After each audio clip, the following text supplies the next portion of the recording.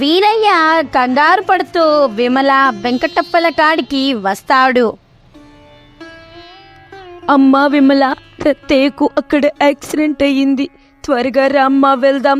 నువ్వు కూడా రారా వెంకటప్ప, వెళ్దాం.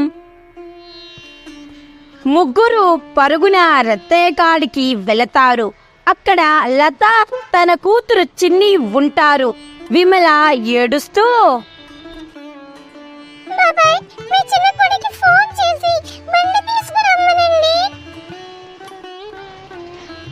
అయ్యో, వాడు ఏదో పని మీద పట్నం వెళ్ళాడు, లేకపోతే నేనెందుకు పిలవనమ్మా.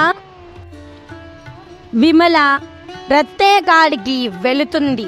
తన చీర కొంగు చింపి కట్టుకడుతుంది. ఇంతలో వెంకటప్ప ఒక ఆటోని ఆపి రత్తయ్యను ఆటోలోకి ఎక్కించి హాస్పిటల్కి తీసుకువెళతాడు. విమల, లత, చిన్ని, వీరయ్య వేరే ఆటోలో హాస్పిటల్కి చేరుకుంటారు. ఎమర్జెన్సీ థియేటర్ ముందు అందరూ బాధగా నిలబడి ఉంటారు. ఇక దక్షిణాపురంలో సుబ్బమ్మ ఇలా అనుకుంటుంది. ఎందుకు నా మనసు కీడు శంకిస్తుంది. ఓసారి గుడికి పోయేసి వస్తాను, మనసు కుదుట పడుతుంది అనుకుని సుబ్బమ్మ గుడికి బయలుదేరుతుంది.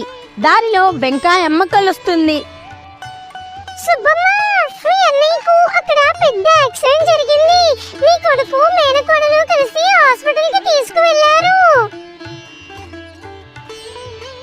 అని జరిగిన విషయం మొత్తం సుబ్బమ్మకు చెబుతుంది వెంకాయమ్మ.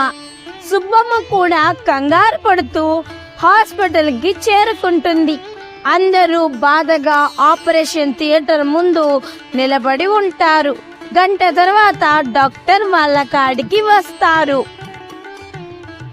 ఇక్కడ విమల అంటే ఎవరమ్మా?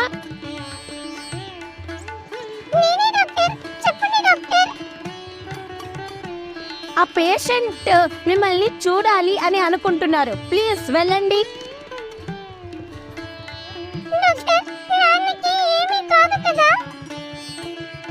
సారీ అమ్మా, ఈ రోజు గడిస్తే గానీ ఏమీ చెప్పలేం. ఇప్పుడైతే మీరు వెళ్ళి చూడండి అని డాక్టర్ అక్కడి నుంచి వెళ్ళిపోతాడు. కళ్ళ నిండా కన్నీళ్లతో రత్తయ్య కాడికి వెళుతుంది విమల. అప్పుడు రత్తయ్య, విమల, నేను బ్రతకనని నాకు అర్థమయ్యింది. నేను మీ అమ్మ కాళ్ళకి వెళ్ళిపోతున్నానమ్మా. నీ పెళ్లి చూడకుండానే వెళ్ళిపోతున్నందుకు నాకు బాధగా ఉంది.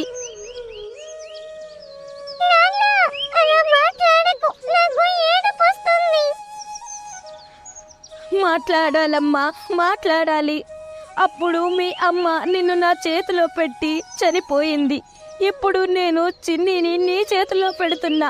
చిన్ని జాగ్రత్త అని తన తుది శ్వాస విడుస్తాడు రత్తయ్య. అక్కడ ఉన్న వాళ్ళంతా గట్టి గట్టిగా ఏడుస్తారు. విమలైతే వెక్కి వెక్కి ఏడుస్తుంది. ఇక దాన సంస్కారాలు పూర్తవుతాయి. 9 రోజులు కూడా పూర్తవుతాయి. దినం పూర్తయి బంధువులంతా వెళ్ళిపోతారు. సుబ్బమ్మ లత కాడికి వస్తుంది. సరే వదిన, మేము వెళ్ళి వస్తాం. విమల, చిన్ని జాగ్రత్త.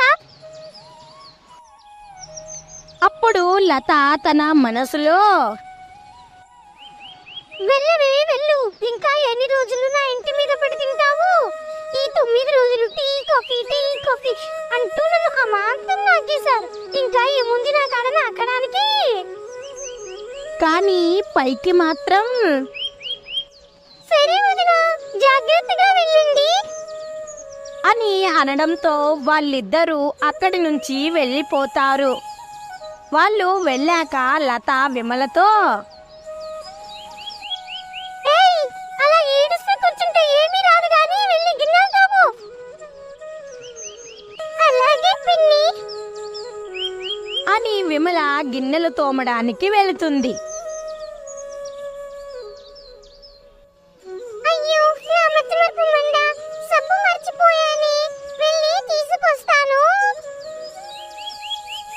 అని అనుకొని విమల వెళుతూ అనుకోకుండా కిటికీలో నుంచి చూస్తుంది.